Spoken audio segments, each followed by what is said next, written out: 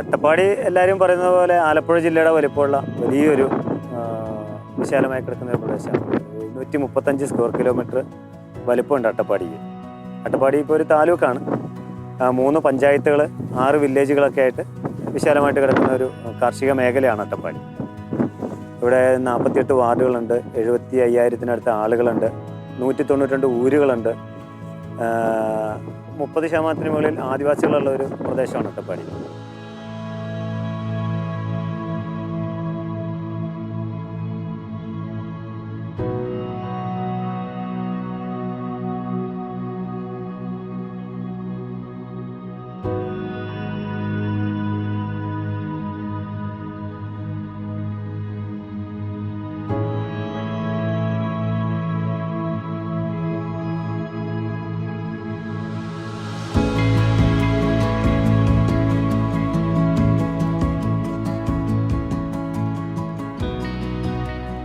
പിന്നെ അട്ടപ്പാടിയിൽ കാർഷിക മേഖല 200 വർഷത്തോളം പഴക്കമുള്ള കാർഷിക മേഖലയുള്ള ഒരു ചരിത്രമാണ് അട്ടപ്പാടിക്കുള്ളത്. കാരണം ഷോളിയൂർ ഭാഗത്ത് വലിയ 2-3 എസ്റ്റേറ്റുകളുണ്ട്.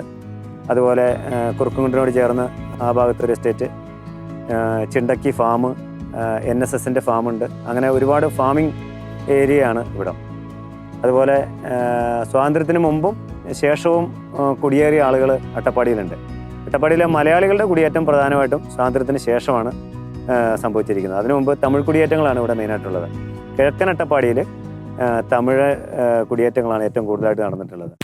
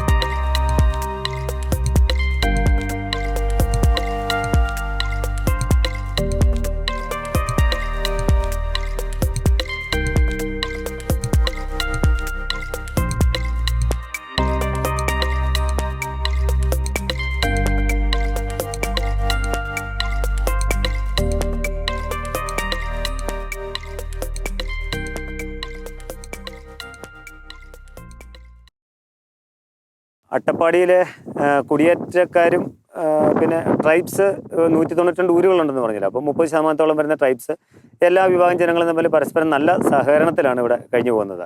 ഇവിടെ ക്രൈസ്തവരാണെങ്കിൽ എല്ലാ വിഭാഗം ക്രൈസ്തവരുണ്ട്.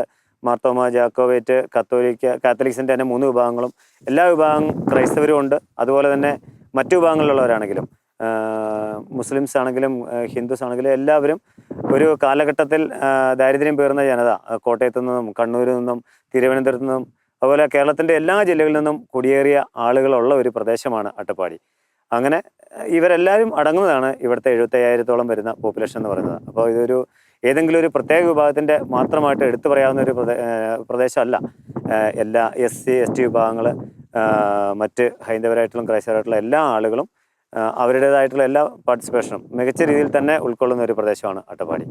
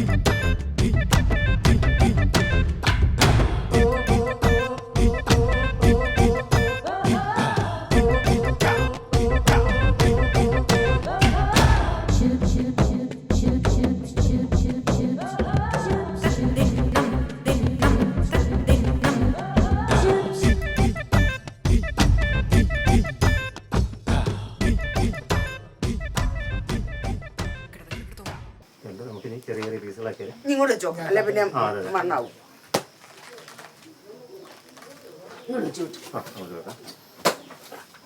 നമ്മുടെ കാലം കഴിഞ്ഞാലേ ആൾക്കാർ കാണുന്നതാണ്.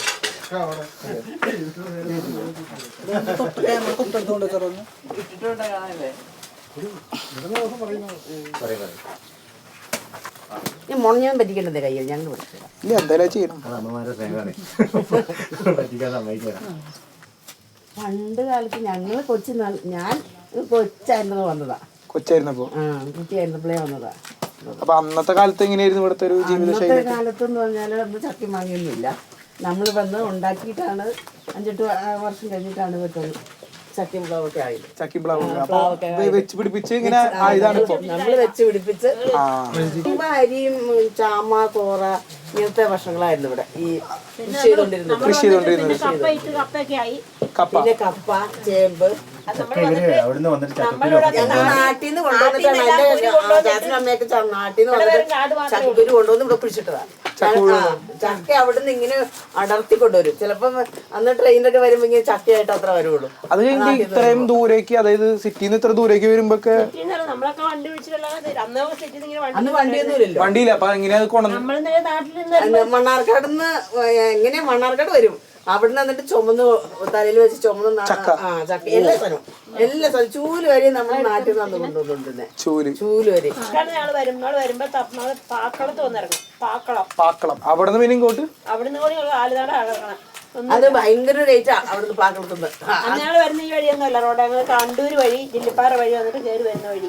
മണ്ണാർക്കാട് പോയ സാധനം മണ്ണാർക്കാട് പോയിട്ട് ഞങ്ങൾക്ക് ഒരു മാസത്തേക്കുള്ള സാധനം ഞങ്ങള് മണ്ണാർക്കാട് പോയിട്ട് വാങ്ങിച്ചോണ്ട് വരും. നടന്നു വരും വണ്ടി. അന്ന് ഞങ്ങൾ പോകാൻ നേരത്തൊക്കെ നമ്മുടെ കാരണന്മാരായിട്ട് ഞങ്ങളൊക്കെ ആയപ്പോഴത്തേക്കും ഒരു മയിൽ വാഹനം ഉണ്ടായിരുന്നു. മയിൽ വാഹനം ഓടുന്നുണ്ടായിരുന്നു. അത് പാക്കടത്ത് പിന്നെ ഒരുപാട് കാലത്തിന് ശേഷം അതിന്നാണല്ലോ വന്നത്. ചുരം കയറി വരുമ്പോ മിക്കവാറും അവിടെ ബ്രേക്ക് ഡൗൺ ആകും. അന്ന് 1-2 ബസ് നമ്മൾ പോരുമ്പോ രാവിലെ പോയാൽ പിന്നെ രാവിലെ തിരിച്ചു വരുന്നത്. ബസ്സിൽ വരുമ്പോഴല്ലോ ബസ്സൊക്കെ പുറകോട്ട് എടുക്കേണ്ടത് നമ്മൾ. ഞാനൊക്കെ ഓർക്കുന്നുണ്ട് ചുമന്നുകൊണ്ട് വരുന്നത് സാധനമൊക്കെ നമ്മൾ ചുമന്നുകൊണ്ടാണ് ഞങ്ങളുടെയൊക്കെ കാരണന്മാര് കൊണ്ടുവരുമ്പോഴേ ഞങ്ങളുടെ പ്രായത്തിലുള്ളവരൊക്കെ ചുമക്കാൻ വേണ്ടി ഞങ്ങൾക്ക് 8-10 വയസ്സോളം ഞങ്ങൾ ഇവിടുന്ന് പോകണം. പന്തൊക്കെ കത്തിച്ചോണ്ടായിരുന്നു ഞങ്ങള് പോയിക്കൊണ്ടിരുന്നത്. പിന്നെ നാട്ടിലൊക്കെ പോകണമെങ്കിൽ ഞങ്ങൾക്ക് അവിടെ ബസ് കിട്ടുന്ന സമയത്ത് പോകണമെങ്കിൽ ഇവിടെ 4 മണി 3 മണിയൊക്കെ ആകുമ്പോൾ അന്ന് വാശം നോക്കാനില്ല. 3 മണിയൊക്കെ ആകുമ്പോൾ കോഴിയൊക്കെ പോകുമ്പോഴേറ്റ് ഇറങ്ങി നടക്കണം. നടന്നാല പാക്കത്ത് ചെല്ലുമ്പോ ഈ ബസ് കിട്ടി പോണെങ്കിൽ നാട്ടിൽ പോണെങ്കിൽ കറക്റ്റ് സമയത്ത് എത്തിയില്ലെങ്കിൽ ബസ്സും കിട്ടില്ല. അതിന് സമയം നോക്കാൻ സമയത്തിന്റെ ഒന്നും ഇല്ലല്ലോ. അന്ന് വാച്ചോ നോക്കൊന്നും ഇല്ലല്ലോ. അതുമില്ല. അന്നൊന്നുമില്ല. അതൊന്നുമില്ല. അതെല്ലാം ഒന്നുമില്ലാണ്ട് വെക്കരുത്.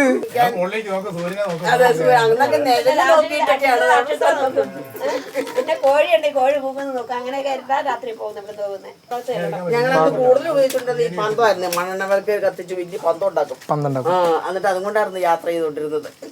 വീട്ടിലാണെങ്കിലും ഓടക്കകത്ത് മണ്ണെണ്ണ ഒഴിക്കും, എന്നിട്ട് തിരിയിടും. കോട്ടൺ തുണി അതിനകത്തേക്ക് തിരി പോലെ തിരിച്ചിറക്കി വെച്ചിട്ട് ഇടയ്ക്ക് കമത്തും. എന്നിട്ട് കെടാൻ തുടങ്ങുമ്പോ വീണ്ടും കമത്തി അവിടുന്ന് കയറി പോരുമ്പോഴും സന്ധ്യവില്ലേ അവ തിരിച്ച് അത് കത്തിച്ചോടാ പിടിച്ചോടാ പോയിരുന്നു. വെള്ളമൊന്നുമില്ല, വഴിയിലൊന്നും വീടാണ്ട് വീടൊന്നുമില്ല. ഈ ചാലിന്ന് ഒഴുകുന്ന വെള്ളമൊക്കെ കൈക്ക് തെപ്പി കുടിച്ച് അങ്ങനെയൊക്കെയാണ്. അന്നൊക്കെ വെള്ളം ഇങ്ങനെ ഉറവയായിട്ട് ഇങ്ങനെ ഒഴുകിക്കൊണ്ടിരിക്കുകയായിരുന്നു എപ്പോഴും എല്ലാ മിക്കവാറും സ്ഥലങ്ങളിൽ.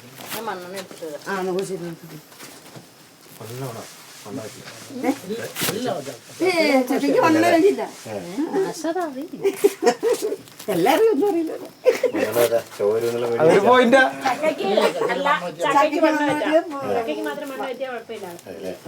അങ്ങനെയാ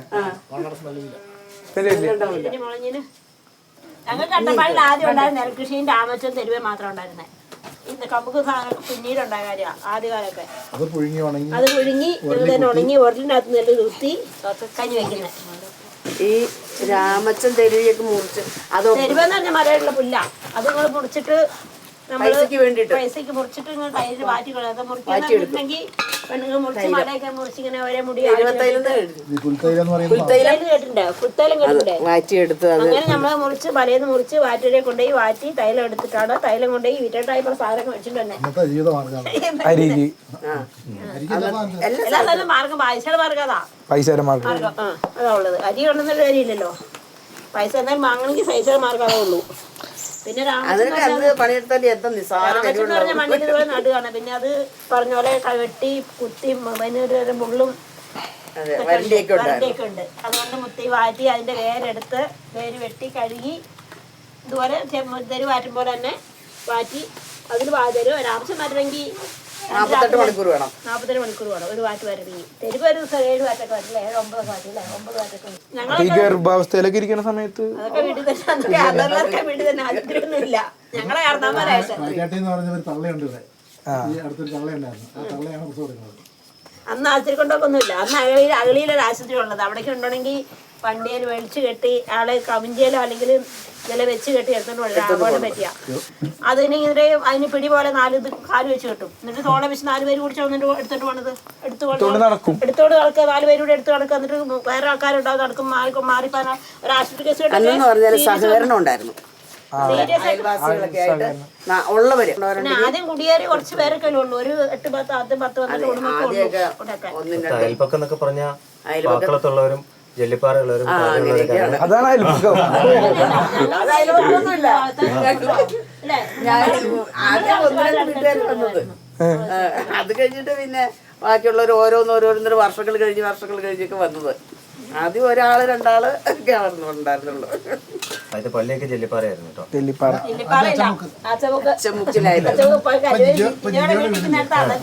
അവിടെയായിരുന്നു പള്ളി. കത്തിപ്പോയി കഴിഞ്ഞിട്ടാണ് ഈ പറിക്കുന്നത്. പണ്ട് കാലത്ത് ഈ കൃഷിപ്പണികളൊക്കെ എങ്ങനെയായിരുന്നു? കൃഷിപ്പണികള് എല്ലാരും കൂടി ഒരുമിച്ചാണോ ഒരു വീട്ടിൽ ഒരു കുടുംബത്തിലെ? അടുത്തുള്ള വീട്ടുകാരും പരസ്പരം കൂടും. പരസ്പരം എല്ലാരും കൂടി ഒരു പറമ്പില് ഒരാൾക്ക് ഒരു ദിവസം പണിയും ഒരാൾക്ക് മറ്റൊരു ദിവസം പണിയും അങ്ങനെയൊക്കെ പണിയും. ആദ്യം കൂടിപ്പണിയായിരുന്നു അന്ന്. അങ്ങോട്ടും ഇങ്ങോട്ടൊക്കെ അന്ന് അങ്ങനെ എന്താ പൈസ കൊടുക്കാനില്ലോ, കൂലി കൊടുക്കാനില്ലോ. അപ്പം കൂടിപ്പണി അയൽപക്കാരെല്ലാരും കൂടെ കൂടിപ്പണി. ഒരാൾക്ക് ഒരു ദിവസം പണിതാൽ വേറൊരു പോയി പണി. അങ്ങനെ നമ്മളിപ്പോ ഈ കുരു ഉണ്ടല്ലോ, ഈ കുരുവിന്റെ ഒരു കവറൊക്കെ ഞാൻ പറിച്ചിട്ടുണ്ട്. അതാണ് പാട, ചക്കുരിന്റെ പാടാന്ന് പറയും. പാട ഇതൊന്നും നമുക്ക് എന്തിനു അതൊന്നും പറ്റില്ല. പിന്നെ പശുവിനെ കൊടുക്കേണ്ടി വരും. അത് പുഴുങ്ങുകയൊക്കെ ചെയ്യും. ഏതിതോ പറയുന്നു. പക്ഷെ ഇതുണ്ടോ ഈ പാടയുടെ ഉള്ളിൽ ഈ ഒരു കവറുണ്ട്. ഇത് തൊണ്ട്, അതിന്റെ തൊണ്ടിന്റെ ഉള്ളിൽ ചവര്. അത് കുറെ ഇതിലാണ് വിറ്റാമിൻ B12 ഒക്കെ കൂടുതൽ. ഇത് കളയാതെ കഴിച്ചാലാണ് ചക്കക്കുരുവിന്റെ ഫുൾ ഗുണങ്ങൾ കിട്ടുള്ളൂ. ഇനിയും കവർ ഉണ്ടല്ലേ? പിന്നെ ഇതിന്റെ അകത്ത് ഇത് മൂന്നാമത്തെ കവറാണ് ഇപ്പൊ ഈ ലാസ്റ്റ് കാണുന്നത്. പിന്നെ ഇത് ഇവിടെ പറയുന്നത് ചകിണി എന്ന് പറയും. ചകിണി. പിന്നെ ഈ പുറംഭാഗം ഇത് മടല്. ഇത് ഇതിന്റെ പിത്ത് പോലെ ഇത് കൂഞ്ഞില്. ഇതെല്ലാം കൂടി പശുവിന് കൊടുക്കും. എല്ലാം കൂടി പശുവിന് കൊടുക്കും. പണ്ട് ഇവിടെ വിളക്ക് കത്തിക്കാൻ ഈ പുറമേക്ക് നമ്മൾ പന്തം ഉപയോഗിക്കുമല്ലോ, പന്തത്തിന്റെ ഉപയോഗത്തിന് മുളഞ്ഞിന് ഉപയോഗിക്കായിരുന്നു.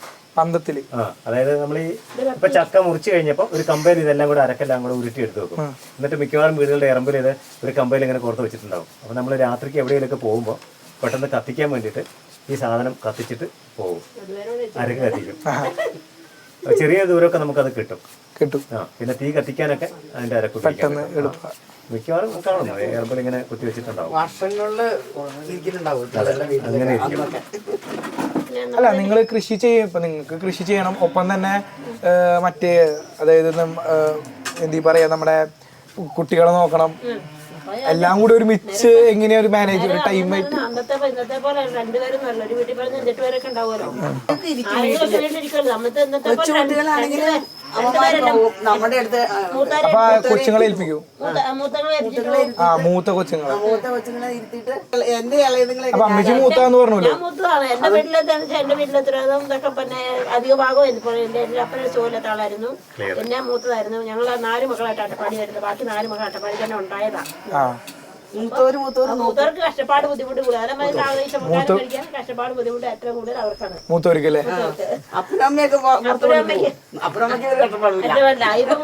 അതുപോലെ നേരം നമ്മളെ സഹോദരങ്ങൾക്കും മൂത്ത സഹോദരങ്ങളാണ് ഏറ്റവും ഒരു രണ്ടാനമ്മ അല്ലെങ്കിൽ ആ സഹോദരങ്ങൾക്കും ആ സ്നേഹം തന്നെ. ഇപ്പൊ അമ്മയോട് അപ്പനോട് ഉള്ളേക്കും കൂടുതൽ സ്നേഹം ഈ മൂന്ന് സഹോദരങ്ങളുടെ. ഇപ്പൊ തന്നെ എന്റെ സഹോദരങ്ങൾ അവിടെ എവിടെ കണ്ടെങ്കിൽ ആദ്യം എന്റെ അമ്മ എന്റെ അടുത്ത് വരാതെ പോകത്തില്ല. എന്നാൽ വരുന്ന അടുത്ത് എന്റെ അടുത്തേക്കായിരിക്കും വരുന്നത്. വന്നിട്ടായിരിക്കും എന്റെ കഴിഞ്ഞ ഒരു സ്ഥാനം മുമ്പിലായിട്ട് വരും.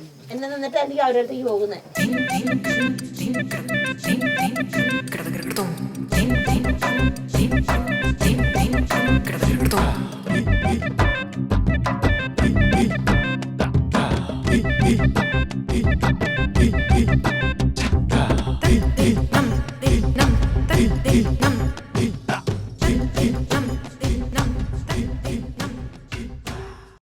എങ്ങനെയുണ്ട് നിങ്ങളുടെ ഇവിടുത്തെ ഒരു ലൈഫും കാര്യങ്ങളൊക്കെ? എങ്ങനെയാണെന്ന് വെച്ചാൽ വികാരത്തിന് ആദ്യം പറയട്ടെ. ഒരു 25-30 അല്ലെങ്കിൽ 40 വർഷങ്ങൾ മുമ്പ് വെച്ച് നോക്കുമ്പോൾ ഇപ്പോൾ ശരിക്കും അട്ടപ്പാടി സ്വർഗത്തിലാണെന്ന് നമുക്ക് പറയാൻ പറ്റും. ഇപ്പം ഞാനിപ്പോൾ വികാരിയായിരിക്കുന്ന ഈ കാറൽപ്പള്ളി 20 വർഷം മുമ്പത്തെ ചരിത്രവും ഇപ്പോഴത്തെ ചരിത്രവും നോക്കുകയാണെങ്കിൽ ആകാശവും ഭൂമിയും വരെ വ്യത്യാസം. ഞാൻ പലപ്പോഴും ഇങ്ങനെ ചിന്തിക്കാറുണ്ട്, പാലക്കാട് രൂപതര ടൗണിലുള്ള പള്ളികളിൽ പോലും ഇല്ലാത്തത്ര സൗകര്യങ്ങളാൽ ഈ പള്ളി മാറ്റപ്പെട്ടിട്ടുണ്ട്. ഞങ്ങളിവിടെ വന്നിട്ട് ഒരു 40 വർഷങ്ങളായി. ഇവിടെ വരുമ്പോഴത്തേക്ക് വാഹന സൗകര്യങ്ങളൊന്നും ഇല്ലായിരുന്നു. പള്ളി ഉണ്ടായിരുന്നു, പള്ളി ഇവിടെ ഈ താഴെയായിരുന്നു, ചെറിയ പള്ളിയായിരുന്നു. അപ്പോൾ പള്ളിയിൽ വരാനുള്ള സൗകര്യം റോഡിൽ ഇങ്ങോട്ട് കയറണമെന്നേലും മഴക്കാലത്ത് കയറാൻ പറ്റാത്ത ഒരു സാഹചര്യമാണ്. തെന്നി വീഴും, അങ്ങനെ ഒരു മണ്ണാണ്. നനമ തട്ടിയാൽ തെറ്റി വീഴുന്ന ഒരു പ്രദേശമാണ്. ഞങ്ങൾ രണ്ടുപേരും ചേർത്തലക്കാരാണ്. അപ്പൊ പുള്ളി വരുന്നതിന് മുമ്പ് ഞാനിവിടെ വന്നു.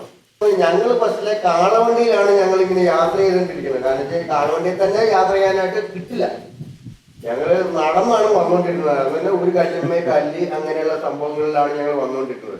കാളവണ്ടി കിട്ടിയാണെങ്കിൽ കാളവണ്ടിയിൽ വരാം, അല്ലെങ്കിൽ മാത്രമല്ല കഴുതയും ഉണ്ട്. ഞങ്ങള് 58 വന്നത്.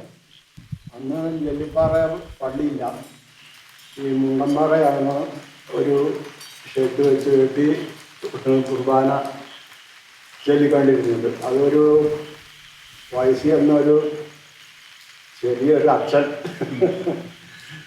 അത് പാണ്ഡ്യാമക്കൽ അച്ഛൻ എന്ന് പറയും. പാണ്ഡ്യാമക്കൽ അച്ഛനാണ് ഇവിടെ ആദ്യമേ ഇരുന്നത്.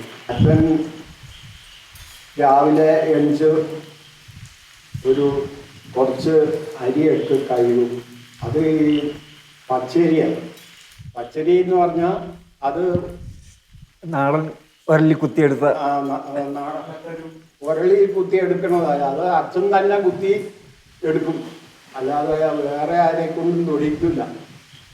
അത് കഴുകി അതിൻ്റെ ആദ്യത്തെ കാടി അങ്ങ് മാറ്റി വെക്കും. അത് മാറ്റി വെച്ച് രണ്ടാമത്തെ കാടി കഴുകി രണ്ടാമത്തെ കാടി മാറ്റി വെച്ചിട്ട് അച്ഛൻ ഇത് അരി അടുപ്പിലിട്ടിട്ട് പോകും. അങ്ങനെ പോകുമ്പോൾ കുർബാന കഴിഞ്ഞ് വന്ന ഉടനെ ആദ്യത്തെ കാടി എടുത്ത് കുടിക്കും. അത് കഴിഞ്ഞ് ഈ എല്ലാ കാടും വള്ളകളുടെ എല്ലാം കുന്നുമ്പ് നുള്ളിയെടുക്കും. നുള്ളിയെടുത്തിട്ട് ഈ ഇതും അതിനകത്ത് ഈ അരിക്കകത്ത് ഈ കഞ്ഞിക്കകത്ത് കൊണ്ടുവന്നിടും. കഞ്ഞിക്കകത്ത് കൊണ്ടുവന്നിട്ട് ഈ ഇളക്കി അത് ശരി നല്ലൊരു അപ്പം പോലെ ഇരിക്കും അത് അവിടെ. അങ്ങനെയാണ് കുർബാന കഴിഞ്ഞ് വന്നാൽ ആ കഞ്ഞിയും കുടിക്കുക. ഈ ചോറ് അത് നല്ല കട്ടിയായിട്ടിരിക്കും, അത് അങ്ങ് കഴിക്കും. അപ്പോൾ ഈ അച്ഛൻ കണ്ണൊന്നും കാണാൻ പാടില്ല, അതിന് അത്രയും ഇതായിട്ട് ഇരിക്കണം വയസ്സ് എന്ന്. എന്നിട്ട് ഇവിടുന്ന് പോകാൻ നേരത്ത് ഞാനാണ് ഇവിടുന്ന് പാലക്കാട് കൊണ്ടുവന്ന് വണ്ടി കയറ്റി വിട്ടത്. നാട്ടിലേക്ക് തന്നെ പോയി. കടനാട് ഉള്ള അച്ഛനാണ് കടനാട്. അപ്പോൾ ഈ പൂത്തിങ്ങക്കാർ ഇവിടെ ഒരു 1000 ഏക്കർ സ്ഥലമുണ്ട്. അത് വിൽക്കാൻ വേണ്ടിയിട്ട് അപ്പോൾ ആൾക്കാർ വരുമ്പോൾ ഈ കാണുന്നത് ഈ പള്ളി ഇതൊക്കെ ഉണ്ടെന്നുള്ളത് അറിയണം. അതിന് വേണ്ടിയിട്ട് കൂട്ടിങ്കാരാണ് ഇതിൻ്റെ ഈ സ്ഥലം ഞങ്ങളൊക്കെ മേടിച്ചത് അവരോടാണ്. അത് ആദ്യമേ ഇവിടെ വന്നത് സത്രിയാസ് ഏലിയാസ് അച്ഛൻ, പിന്നെ ഇരുമ്പം പിതാവ്, പാലക്കാട് രൂപതയുടെ ആദ്യത്തെ പിതാവ് ഇരുമ്പം പിതാവ്. പിന്നെ അന്ന് ഈ അച്ഛനാ ഈ പിതാവൊന്നും ആയിട്ടില്ല. അപ്പൊ പിന്നെ ചുങ്കത്തച്ഛൻ, ചുങ്കത്തച്ഛൻ, പിന്നെ കുണ്ടുകുളം പിതാവ്. അവര് 4 പേരാണ് ഇവിടെ വന്നത്. അപ്പൊ കൂക്കമ്പാളയത്ത് വന്ന് ഇറങ്ങിയിട്ട് പൂവത്തെങ്ങി മത്തഞ്ഞേട്ടൻ്റെ അടുത്ത് കയറി മത്തഞ്ഞേട്ടൻ ഒരു എഴുത്ത് കൊടുത്തു വിട്ടു വീട്ടിലേക്ക് ഒരു എഴുത്ത് കൊടുത്തു വിട്ടിട്ട് അവർ തങ്കപ്പൻ എന്നും പറഞ്ഞൊരു പണിക്കാരനുണ്ടായിരുന്നു. പുള്ളീനെ കൂട്ടി വിട്ടു വീട്ടിലേക്ക്. അങ്ങനെ അവർ വീട്ടിൽ വന്നു. ഈ അച്ഛന്മാർ വീട്ടിൽ വന്നു. അവിടെ അന്ന് വീട്ടിൽ ഒരു ഷെഡ് ഉണ്ട്. ഈ കൊയ്ത്ത് മേഖലയ്ക്ക് കൊയ്ത് മേടിച്ച് വെച്ചുണ്ട്. അപ്പോൾ അതിൽ കുർബാനയല്ല എന്നും പറഞ്ഞ് ഞങ്ങൾ മേശയും ഇതൊക്കെ എടുത്ത് ഇട്ട് ശരിയാക്കി കഴിഞ്ഞപ്പോൾ അച്ഛൻ പറഞ്ഞു. അപ്പം അവർ ചോദിച്ചു, ഈ പള്ളി എവിടെയാണ്, അതൊന്ന് പോയി കാണാമല്ലോ എന്ന്. പിന്നെ ഞങ്ങൾ പള്ളിയിലേക്ക് പോയി. പള്ളിയിലേക്ക് ചെന്ന് കഴിഞ്ഞപ്പോൾ അവർക്ക് പിന്നെ അവിടെ തന്നെ കുർബാനയാണ്. അങ്ങനെ നിർബന്ധമായി. അപ്പം പിന്നെ ഞങ്ങൾ വീട്ടിൽ വന്നിട്ട് ഈ മേശയും കാട്ടിൻ്റെ ഇതെല്ലാം ചുമന്ന് അവിടെ കൊണ്ടുപോയി അങ്ങനെ ഭയങ്കര കഷ്ടപ്പെട്ടു നടത്തിയതാണ്. ഞങ്ങൾ വന്നിട്ട് 62 വർഷമായി. അന്ന് മൊത്തം മരങ്ങളാണ്. അന്ന് മരങ്ങൾ വെട്ടി കത്തിച്ചിട്ടാണ് ഈ ആദ്യത്തെ കൃഷി എന്ന് പറഞ്ഞാൽ ഈ വെള്ളത്തിനപ്പുള്ള സ്ഥലങ്ങൾ വെട്ടി ഇത് കളഞ്ഞിട്ട് നെല്ല് വിതയ്ക്കും, കരനെല്ല് വിതയ്ക്കും. വിതച്ച് അത് വെച്ചാൽ 6 മാസം കഴിഞ്ഞാൽ അത് കൊയ്ത് ഭക്ഷണത്തിനുള്ള ആയല്ലോ. പിന്നത്തെ കൃഷി എന്ന് പറഞ്ഞാൽ തെരുവ കൃഷി ചെയ്ത് തെരുവ് കൃഷി മല കുത്തി തെരുവിട്ടൊരു 3 മാസം കഴിഞ്ഞാൽ അത് മുറിച്ച് വാറ്റാൻ പറ്റും. അത് മാറ്റി തൈലായി കഴിഞ്ഞാൽ നമുക്ക് അത്യാവശ്യം പൈസയുടെ കാര്യങ്ങളാവും. അങ്ങനെ ഒരു 4-5 വർഷം ഈ തെരുവ് കൃഷിയായിട്ട് മുന്നോട്ട് പോയി. അത് കഴിഞ്ഞപ്പോഴേക്കാണ് രാമച്ചം എന്ന് പറഞ്ഞൊരു സാധനം ഇറങ്ങി. രാമച്ചം അതുവരെ രാമച്ചം ഇവിടെ ഇല്ലായിരുന്നു. ആ രാമച്ചം വന്നു കഴിഞ്ഞിട്ട് പിന്നെ രാമച്ച കൃഷിയായി, രാമച്ചം തെരുവയായി. രാമച്ച കൃഷി എന്ന് പറഞ്ഞാൽ രാമച്ചം ഈ കിളച്ച് ഏരിമാടി നമ്മുടെ ഈ ചക്കരവള്ളി നടന്ന പോലെ ഏരിമാടി ആണ് അതിൽ നടന്നത്. ഒരു വർഷത്തെ മൂപ്പ. ആ 1 വർഷം കഴിഞ്ഞിട്ട് അത് പറിച്ച് അതിൻ്റെ വേര് പറിച്ചിട്ട് ആ വേര് പറിച്ച് വാറ്റണം. വേര് പറിച്ച് വാറ്റി ഒരു വാറ്റ് വാറ്റണമെങ്കിൽ ഒരു 40 കിലോ കൊള്ളുന്നൊരു ചെമ്പുണ്ടാവും. അതിനകത്ത് ഒരു വാറ്റ് വാറ്റണമെങ്കിൽ 48 മണിക്കൂർ അതിനെ തീ കത്തിക്കണം മുടങ്ങാതെ. 1.5 അടി വിറവ് വേണം ഒരു വാറ്റ് വാറ്റിയെടുക്കണമെങ്കിൽ. അങ്ങനെ രാമച്ച കൃഷിയായിട്ട് രാമച്ചവും തെരുവയായിട്ട് കുറച്ച് വർഷങ്ങൾ അങ്ങനെ മുന്നോട്ട് പോയി.